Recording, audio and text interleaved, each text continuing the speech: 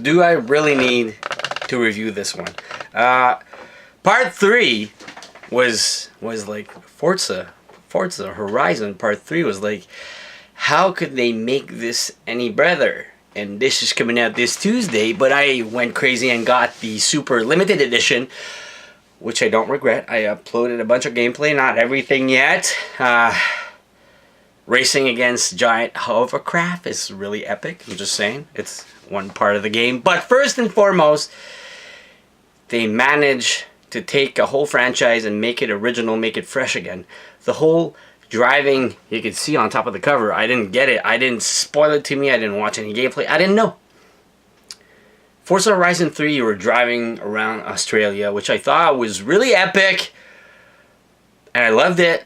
But it was quite easy to just cut through the race and go racing through the field and still win the race or whatever you're doing. For now, you're driving around the UK freely. It's not just fields. There's a bunch of forests, there's cities, there's mud. First and foremost, when you start the game, you'll be doing a bunch of rally races. And the rally, I love rally. I love dirt franchise. And the rally aspect is very, very awesome. And there's a lot of it in it. So when you start off the game, I thought it was quite funny. They give you a choice of 3 cars. I thought it was really epic. It was a Ford Focus, and a Dodge Charger, I think. Old school 70s Dodge Charger. Then you have an Audi TT. I chose the Audi, I think. And then even on, you're doing street race, and the street race feels like awesome, really cool nighttime street race, very challenging. I put the CPU on a higher difficulty because the game, when you start, it's pretty much on average. I didn't put it on above average. I put it on expert something. Anyways, really tough. So the tougher you put the gameplay and the assist, you get more credits, you get to buy more stuff. Other original part is they put a bunch of emotes on your characters. When you win, you can do a winning dance. And they pretty much took some emotes from Fortnite, but no big deal. I found some original ones. You can customize your character. It's quite epic. So as you're going through, you unlock the seasons of challenges. It's hard to explain. You start off, are you in autumn? Yes, you're in autumn. Then you go to it's summer. Then you go to autumn. And now I'm actually just stuck in racing in winter, which I really, really love. I'm just losing my track of thoughts there. There's too much stuff in this game to cover everything, but I'm just going to give what I loved about it compared to Part 3. It is a step in front. Really, they surpassed Part 3. You can forget. No, you can't forget about Forza Horizon 3 because you had the Hot Wheels track DLC. You had the whole Australia scan. But racing around the UK, I think it's more fun because it makes me think of old Dreamcast games. I think it was MGR Racing something, and you were always in England and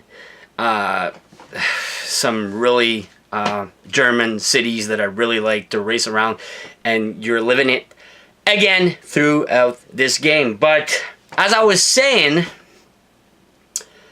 driving through the seasons, when you get to the rally point, they give you a choice of cars. They give you the cars, and there it was. The Subaru WRX is one of my favorite rally cars.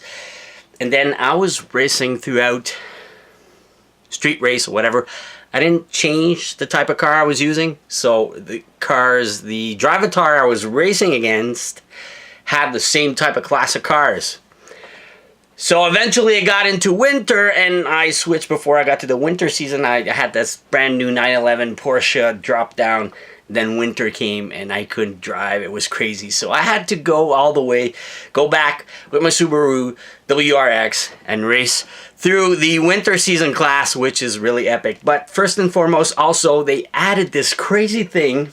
Whatever car you favorite, you have perks to unlock. I'm like, this is Call of Duty? Call of Duty mixed with racing? you unlock perks, and the perks you unlock are only for that car. Like, they give you more XP, they give you more points, they give you more precision, they give you more... There's actually perks on your car, and I'm not talking about fine-tuning. Fine-tuning, you can buy it off of somebody online that did the perfect fine-tuning. Just put it on. But if you're an expert at fine-tuning your car, this game's for you. But for me, I just buy it off somebody else. And you can paint your car as you want again, or you can download all made up, the whole community, all made up skins for your car. So like I was saying, unlocking those perks for your car and having those power-ups on a unique car. Like I said, the perks you unlock are not for the whole garage you have of cars. It's basically on each and unique cars. So the one you favor the most, when you play with the car the most, you're gonna unlock more stuff and you're gonna be better with that car. I thought it was a nice touch. I thought it was a brand new nice touch. Very, very original. So I can't complain.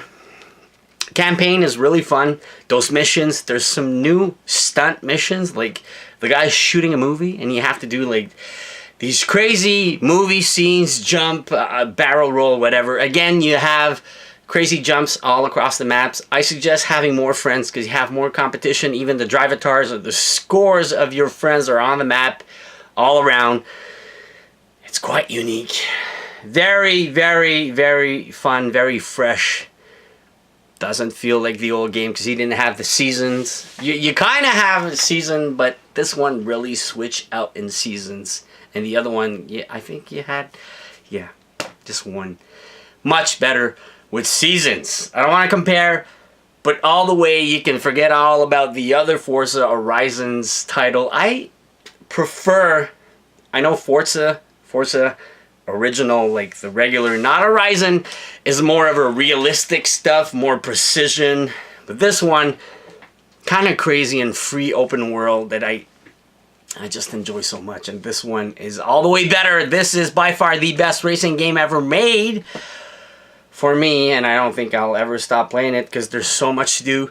So much community levels, so much challenges online, and they download fresh new maps and everything, and getting the Super Edition, Ultimate Edition doesn't block me off of getting all the DLCs and everything. I'm really, really happy with this one. I just wish it was on PS4 so I could play with my VR. That's the only downer point. I gotta say, gotta be Game of the Year of racing for sure. It's gotta be Game of the Year.